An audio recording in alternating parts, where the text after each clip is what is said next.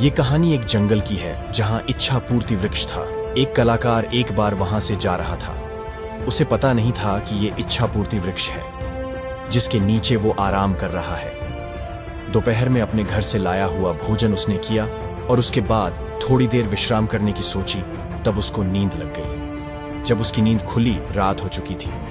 उसे डर भी लग रहा था। तब उसने सोचा कि इसी पेड़ के नीचे आराम करते हैं। जब आराम करने लगा तो थोड़ी देर बाद भूख लगी और उसने सोची कि कहीं से अच्छा भोजन मिल जाए। तब उसकी आंखों के सामने पकवान की थाली आ गई।